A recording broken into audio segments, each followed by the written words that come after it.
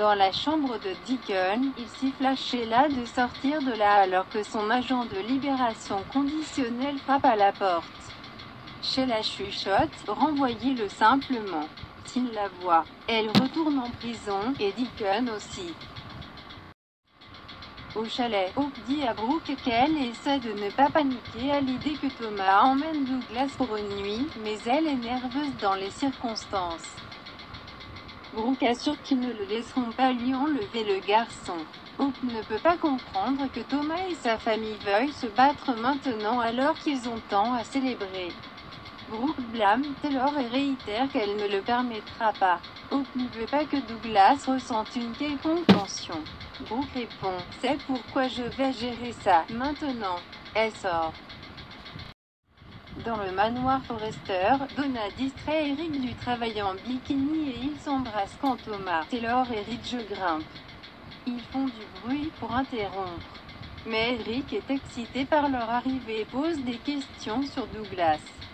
Il va bientôt arriver et Taylor est ravie que le garçon puisse passer du temps avec son père. Elle remercie Eric d'avoir rendu si facile la réunion de Thomas et Douglas. Elle espère que cela conduira père et fils à vivre ensemble. Taylor décolle, serrant Ridge dans ses bras. Dans la chambre de Deacon, ses yeux brillent de panique alors que son agent de libération conditionnelle Jordan martèle à la porte et appelle à nouveau. Il envoie Sheila aux toilettes et laisse entrer le gars. Jordan demande s'il y a un problème. Deacon fait non de la tête. Jordan demande « Tu n'as rien à cacher ?» Sheila écoute le gars appeler Deacon pour avoir agi nerveusement. Il note qu'il a dû dormir trop longtemps.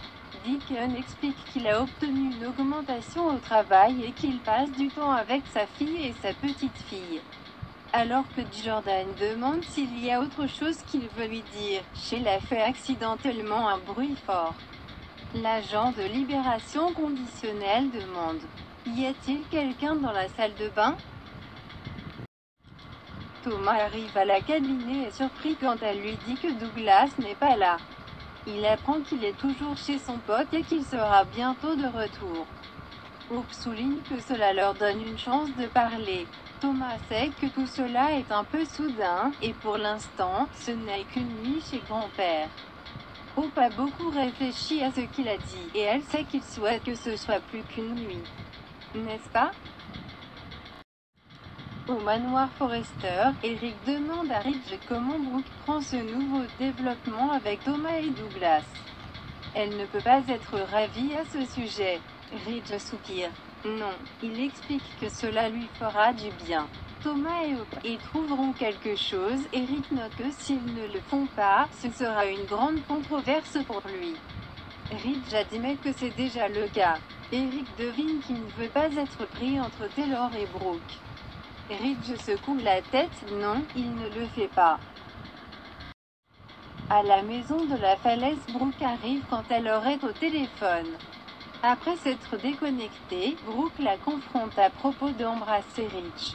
Taylor est heureux de revenir sur ce qui s'est passé.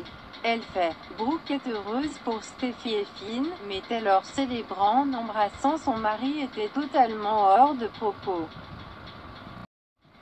Chez Deacon, Sheila crie d'une voix avec un accent du sud, « Votre agent de libération conditionnelle est-il ici ?» Jordan demande qui est-ce. Sheila crie qu'elle est l'amie de Deacon. Et elle ne veut pas être impolie, mais il la surprise dans la baignoire. Diacre grimace.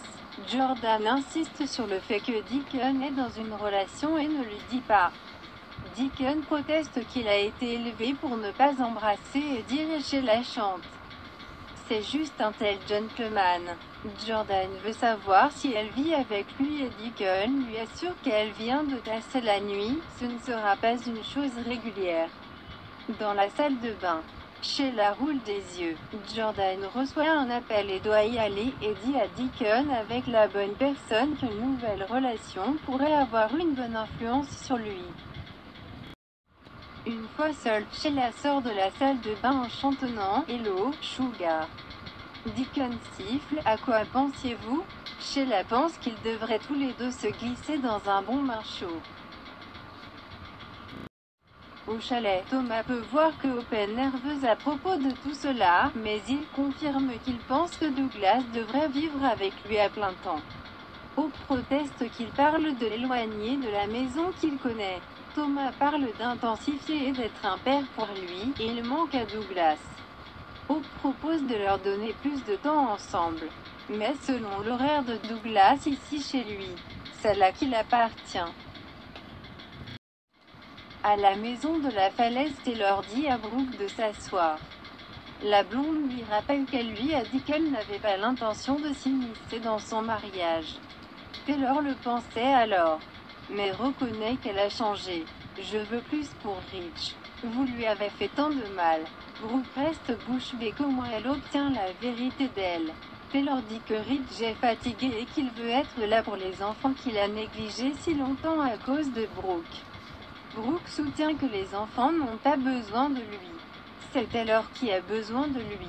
Taylor n'a pas besoin de lui, elle veut qu'il soit heureux.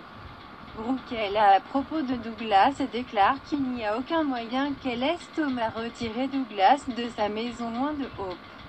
Elle plisse les yeux et fulmine. Ça n'arrivera tout simplement pas. Taylor lui lance un regard noir en réponse. Dans le placard de rangement, Deacon sermonne furieusement Sheila sur ses actions. Pourquoi diable es-tu revenu ici? Sheila ne veut pas vivre seule. Deacon reste bouche bée. Croyez-vous réellement que vous avez une chance d'avoir une relation avec Finn après tout ce que vous avez fait? Sheila veut juste être proche de Finn et Ai. Deacon lance. Vous ne comprenez tout simplement pas, n'est-ce pas? Ils sont mieux sans toi, sombre. Sheila s'assoit et explique que ses autres enfants ne veulent rien avoir à faire avec elle. C'est tout ce qui lui reste. C'est sa dernière chance de tirer quelque chose de bon de sa vie misérable. Finn est un homme bon et Ai est si beau. Deacon lui dit qu'elle ne peut pas rester là-bas.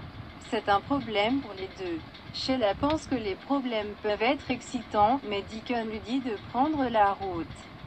Il n'y a pas de raison dans cet univers pour que je te laisse y rester. Sheila lui donnera une raison. J'ai de l'argent, beaucoup d'argent. Dis-moi un chiffre. Allez-y, diacre. Dis-moi ce dont tu as besoin. Deacon demande combien as-tu? Sheila rayonne.